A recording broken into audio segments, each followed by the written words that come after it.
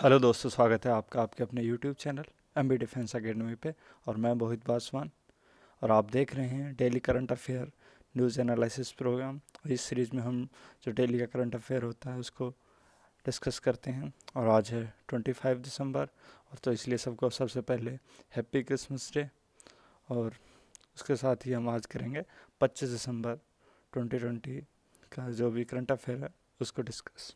और ये जो करंट अफेयर है, ये जो सभी वनडे एग्ज़ाम है like SSC, railway, police, air force, navy और टेट जैसे सभी एग्ज़ामों के लिए यूज़फुल है। चलो तो शुरुआत करते हैं और देखते हैं सबसे पहला क्वेश्चन क्या है। तो आप सबसे पहला क्वेश्चन आज का, वह राज्य जिसके द्वारा स्थानांतरण एवं नियुक्ति नीति 2020 नीति के तहत सरकारी विद्यालयों को 3 श्रेणियों में बांटा गया है। मतलब जो ट्रांसफ़र एंड अपॉइंटमेंट पॉलिसी 2020 है, किस राज्य की उसको 3 श्रेणी में बांटा गया है। तो यहाँ 4 ऑप्शन है। Option A Arunachal Pradesh, option B Rajasthan, option C Punjab, option D Chhattisgarh. तो जो इसका सही आंसर है वो है ऑप्शन ए अरुणाचल प्रदेश। हाल ही में अरुणाचल प्रदेश के शिक्षा विभाग द्वारा जो वहाँ की ट्रांसफ़र और अपॉइंटमेंट पॉलिसी 2020 है, उसके तहत सरकारी विद्यालयों को 3 श्रेणियों में बांटा गया है। इस नीति के तहत सभी सरकारी विद्यालयों का वर्गीकरण हार्ड, मीडियम और सॉफ्ट श्रेणियों में किया जाएगा। मतलब जैसे कह सकते हैं कुछ जो अपॉइंटमेंट होंगे या ट्रांसफ़र होंगे वो कुछ हार्ड में होंगे, कुछ सॉफ्ट में होंगे और कुछ मीडियम में। तो इस बेस पे उनकी जो नियुक्ति है और जो ट्रांसफ़र होंगे वो इस आधार पे होंगे। क्वेश्चन नंबर 2 की बात करें तो क्वेश्चन नंबर 2 में क्या कहा है। क्वेश्चन नंबर 2 है कि जो फारस की खाड़ी तथा मध्य एशियाई देशों के बीच माल परिवहन का संबंध निम्नलिखित में से किस समझौते से है। तो फारस की खाड़ी और जो मध्य एशियाई देशों के बीच माल परिवहन होता है उससे संबंधित एक समझौता है। आपको उस समझौते का नाम बताना है। ऑप्शन बी है Ashgabat, option B Beirut, option C Tunis और ऑप्शन डी दोहा। तो जिसका सही आंसर है वो तो है ऑप्शन ए अशगाबाद। अशगाबाद समझौता जो फारस की खाड़ी तथा मध्य एशियाई देशों के बीच माल परिवहन से संबंधित एक व्यापारिक परिवहन समझौता है, तो इसको हम अशगाबाद समझौता कहेंगे। यह समझौता जो ईरान की चाबहार परियोजना और अंतर्राष्ट्रीय उत्तर दक्षिण परिवहन गलियारा परियोजना के बीच की एक महत्वपूर्ण कड़ी है। अब हम बात करें इसका नाम अशगाबाद किस लिए रखा गया, अशगाबाद समझौता। तो इसका नाम इसलिए पड़ा क्योंकि यह तुर्कमेनिस्तान की राजधानी है, तो इसलिए इसका नाम अशगाबाद समझौता पड़ा। अगर हम क्वेश्चन नंबर 3 को देखें तो क्वेश्चन नंबर 3 में क्या है। तो क्वेश्चन नंबर 3 में पूछा गया कि जो 5 मिलीमीटर है, 5 मिलीमीटर से कम लंबाई वाले प्लास्टिक के टुकड़े को क्या कहा जाता है। ऑप्शन ए है मैक्रो प्लास्टिक, ऑप्शन बी है माइक्रो प्लास्टिक, ऑप्शन सी है नैनो प्लास्टिक और ऑप्शन डी है पीजो प्लास्टिक। तो जो इसका सही आंसर है वो है माइक्रो प्लास्टिक।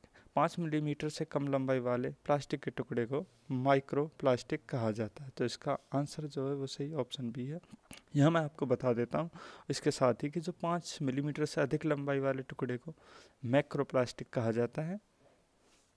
अभी ये चर्चा में क्यों है, हम इस मुद्दे पे बात करेंगे। तो इसमें यह है कि हाल ही में जो राष्ट्रीय समुद्र विज्ञान संस्थान है उसके द्वारा माइक्रो प्लास्टिक और मैक्रो प्लास्टिक प्रदूषण से संबंधित अध्ययन पर एक डिटेल रिपोर्ट प्रस्तुत की गई है। अब इसके बाद हम क्वेश्चन नंबर 4 को देखते हैं। क्वेश्चन नंबर 4 में क्या कहा है। तो क्वेश्चन नंबर 4 में पूछा गया कि संयुक्त राष्ट्र विकास कार्यक्रम यूनाइटेड नेशन डेवलपमेंट प्रोग्राम द्वारा पोषित हाई रेंज, कौन सी high range mountain landscape project का निम्नलिखित में से किस राज्य में संचालन किया जा रहा है। तो यहाँ पे संचालन ऐड कर देते हैं, यहाँ पे गलती से छूट गया है, ह्यूमन एरर है, किया जा रहा है। ऑप्शन ए हिमाचल में, ऑप्शन बी केरल में, ऑप्शन सी उत्तराखंड में, ऑप्शन डी मेघालय में। तो जो इसका सही आंसर है वो है ऑप्शन बी केरल। संयुक्त राष्ट्र विकास कार्यक्रम यूएनडीपी द्वारा पोषित high range mountain landscape project का संचालन केरल के 11 ग्राम पंचायतों में किया जा रहा है। इस परियोजना का उद्देश्य पश्चिमी घाट के पर्वतीय परिदृश्य में जैव विविधता के संरक्षण के लिए एक प्रभावी बहुउपयोगी प्रबंधन ढांचा विकसित करना।